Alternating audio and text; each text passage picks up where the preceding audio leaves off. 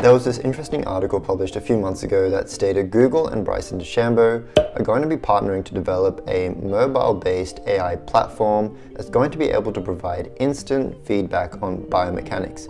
Think of it like a pocket golf coach. In this video, I want to talk about how I think AI will be changing the landscape for golf coaching and how weekend golfers like you and myself can benefit from this technology. So if you're thinking, who even is this guy to have an opinion on this matter? How's it going? My name is Kieran. I came to the US as an international student athlete, and now I work in robotics at a US Fortune 500 company. And as someone who works in software on a daily basis, I've definitely felt the impact of AI. 2 years ago, AI used to be just this advanced chatbot, but now I use AI as a full coding partner. I go hours or even days without writing code. I simply ask AI what I want. But in the same manner that I need to check AI and make adjustments, sports coaches are going to be using AI, but it's not going to replace sports coaches. And that's my first point, is that AI is going to provide existing golf coaches with advanced tools. And what AI excels at is completing time-consuming tasks in a matter of seconds. One thing to remember, and maybe I'm biased because I work in software, is that just because the code works doesn't mean it's correct. Or, that was terrible. Just because the code worked doesn't mean it's optimized. Let's stick with that.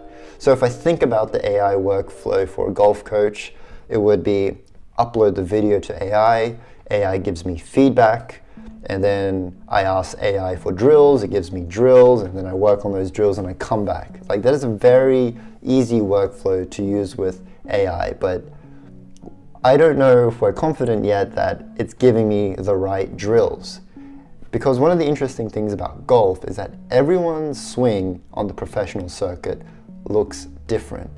I mean, we could take Bryson DeChambeau's swing, who is a 2-time US Open winner, and then Jim Furyk's swing, who I don't know much about him, but I know he has a funky swing and is an amazing player. These swings are going to look very different, but these are two very good golfers. And then we have something more of like a normal swing or textbook swing like Adam Scott, and he is also a great player. So all three of these golfers are great at what they do, and they all have different swings.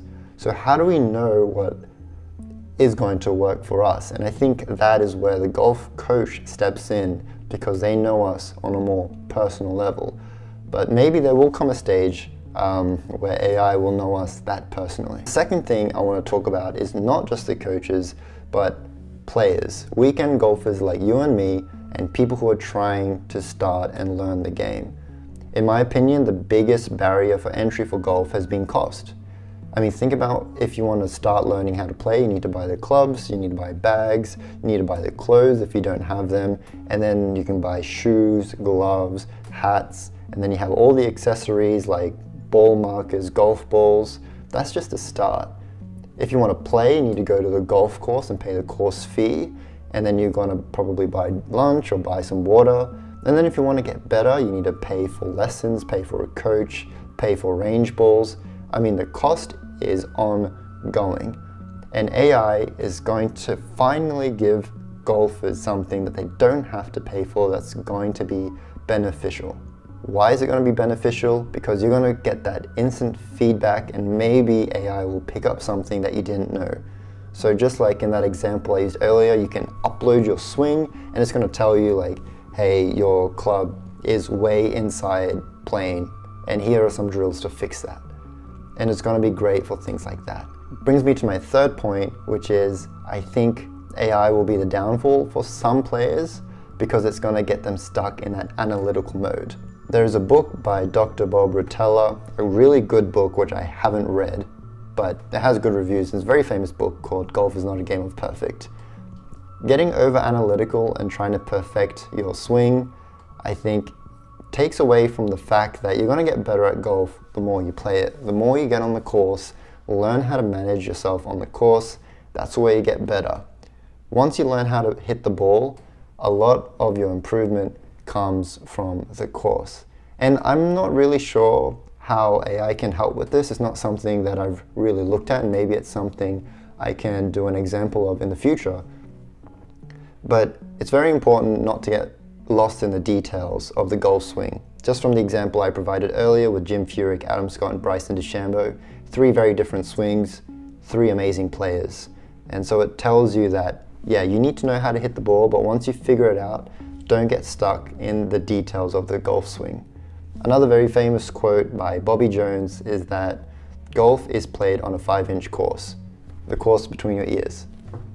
I think that's how the quote goes. I'm not sure, I haven't looked at it in a long time, but it goes something like that. Basically saying that, golf is a mental game, and that is what's going to make you a better player. So I really hope you enjoyed this video. I haven't talked about golf on this channel at all, but if you are interested in how I went from being an international student to now working full-time as a robotics engineer in the US, feel free to check out my channel and check out the other videos. Thanks.